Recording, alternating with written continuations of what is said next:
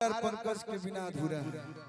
और आज हमरा बबुआ के पहल का जन्मदिन आपका बियाहों में आयल रही बबुआ के पहल का जन्मदिन में भी आयल बनी भौजी जे बैठल बड़ी बबुआ के बियाह हो तब एकदम बुढ़ा जे तबो हम भौजी के जन्मदिन में हो जी। तो बबुआ के जन्मदिन के बहुत बहुत शुभकामना। बाबू स्वस्थ रहे और आर पंकज भैया का नाम कैले बनी इहों से 10 गुना नाम करे। और हमने के बीच में मंच पे उपस्थित हम चाहे एक बार अरविंद बाबा के आइए आइए। मैं तो उतना वो नहीं हूँ कि मैं आपको सम्मान करूं, लेकिन एक बार जोरदार ताली हमारे अरविंद बाबा खातिर बजा दी। लोग आरा के हैं यहाँ के, भले हम बक्सर के हैं, हमारे घर बगले में बा, लेकिन हमारे जितना उपलब्धि हम अपना जीवन में एक एक स्टेप आगे बढ़ल बनी ते में आरा के धरती के बहुत बड़ा हाथ। पहला हाथ तो हमारे गुरुए जी पवन भैया जो बगले के हैं, तो श्री पवन सिंह जी को ही देख के उनको सुन के मैंने गायकी स्टार्ट किया। इसके बाद हमारे अरविंद भैया मिल गए जो उनकी कलुआ पटना के कंपनी में गावत रहे, लेकिन भोजपुरी के नंबर 1 वेव कंपनी में अगर हम गौनी तो हमारा अरविंद भैया के दिन बा। और आजीवन कलुआ रहो एहसान कबो न भुलाई, ये प्यार बनल रहो। मंच पे उपस्थित हमार छोट भाई प्रियांशु सिंह जी MLC साहब के भतीजा। हाँ भाई, अच्छा जो नाम क्षेत्र में जाला वो क्षेत्र में नाम ना लेवेला, हम तो पूरा दुनिया में नाम नहीं ना, जो है सो है।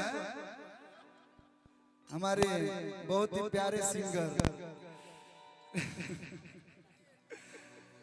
हमारे रंजीत भाई, MGR रिकॉर्ड्स के मालिक हमारे धनु भैया, अभिषेक भाई, आंसू बाबा, सुजीत मिडियारा जी, सूरज भाई, सुखदयाल सोहरा जी, गोलू भाई, जितना लोग भी मंच पे उपस्थित बा, जिसके आवाज सुन के चेहरे पे खुशी आ जाए उसके खुद नाम खुशी यहाँ पे उपस्थित है।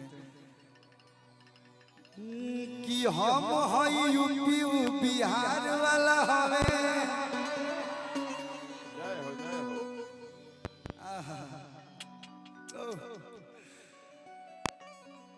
अभी हमने के पहले बड़ भैया जी तनन भैया वहाँ के भी स्वागत, छोटू छलिया भैया। और आर पंकज अपने जीवन में क्या कमाए हैं क्या नहीं कमाए हैं वो कोई नहीं जानता है। आर पंकज ने जो प्यार कमाया है आज इस मंच पे देखने को मिल रहा है, आप लोग के देखे के मिला था। एकरा से बड़ सौभाग्य की बात हमनी कलाकार खातिर और कुछ ना हो सकेला। तो पंकज भैया के परिवार के जितना भी गार्जियन बनी सब लोग के सादर प्रणाम। नाम छूट गई हुई तो माफी चाहता नहीं। हमारे भोलू भैया आज में डिजिटल चले लगो, शुरुआत के साथ ही हमारे भोलू भैया, हमारे सुजीत भैया, सब लोग के स्वागत है। छोटे बाबा करणवीर प्रताप सिंह जी के पूरा टीम के स्वागत। एक लाइन सोहर के गाय, लेकिन ओकरा से पहले एगो हमारा आर पंकज भी बड़ा बढ़िया देवी गीत लिखले बनी, वो एक लाइन गावल चाहते हैं।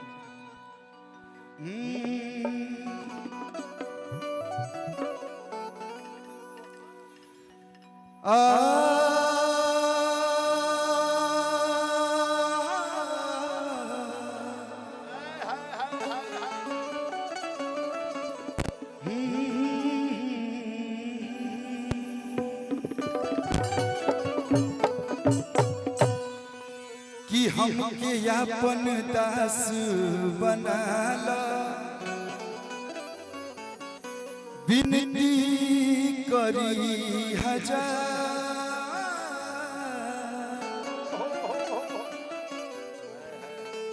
तोहरे चरण के धूल से मैया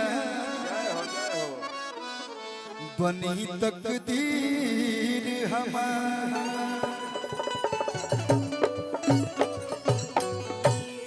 ये हमारा पंकज भैया के गीत लिखल है, सब लोग सुन ले हो कि अरिजियतन बात प्रेम से सरा वाली मैया की अरिजियतन बात हमारो भाग जगाई दे, कि अर्जिया तने बाटे हमारो भाग जगाई दे तू आ फुलवे बनाई दे तू हो अर्जिया तने बाटे हमारो भाग जगाई दे हो मैया हौल जैसा माई हो हौल जैसन हमारो के अपना फुलवे बनाई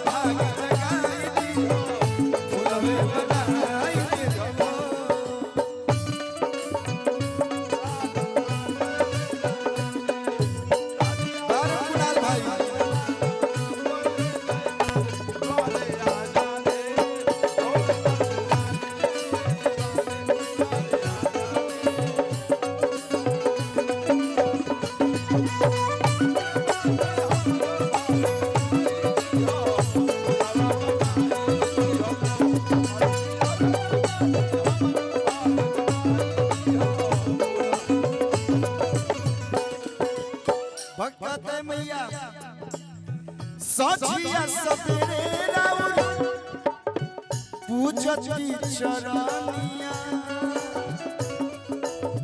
हो जाए सवरत मैया मोर जिंदगानिया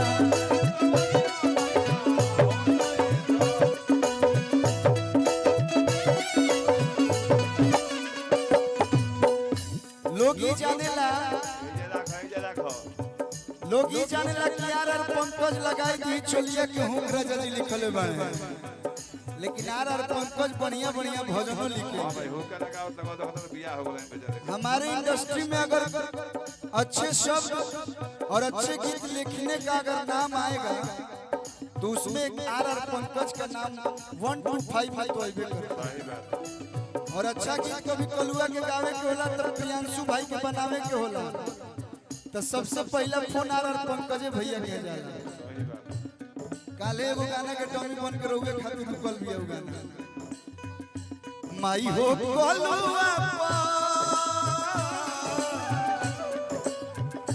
माई हो कलुआ पदाया बरसाई फूल में बन